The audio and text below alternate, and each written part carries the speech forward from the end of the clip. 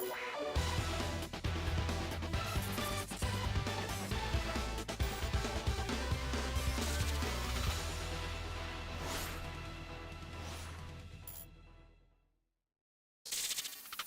everyone, how are you doing? This is MD Tech here with another quick tutorial. Today I'm going to be showing how to enable or disable app notifications on Windows 10. So we've all been there before, and some programs, if you use a lot of programs on your computer, will deliver a lot of alerts, some of which might be unnecessary or undesired. So in this tutorial I'll be showing how to disable these notifications, either for specific programs or for all programs together.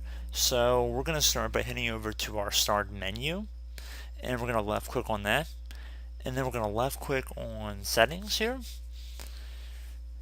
and then we're going to left click on system on the system tile to be exact. Near the top here, right underneath display, there's a notifications and actions section. You want to left click on that. If you scroll down on this right side here, you can actually underneath show app notifications, if it's in the on position, you can left click on this oval and it will disable all app notifications. If you also want to disable all tips about Windows, you can toggle that to the off position as well.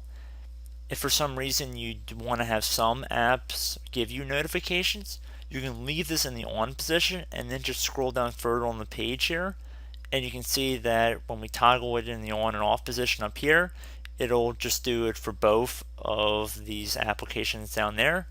So if we keep it in the on position up on the top for the master setting, we can actually customize it down here. So let's say we want to have our OneDrive notifications enabled, but we want to disable our Microsoft Office click to run. So I could disable that and keep our OneDrive notifications active. And then once you're done customizing your settings to the way you want them, you do not need to click on save or anything like that. You can just simply close out of the settings window and you should be good to go. So I hope this tutorial helped you guys out, and I will see you in the next video. Goodbye.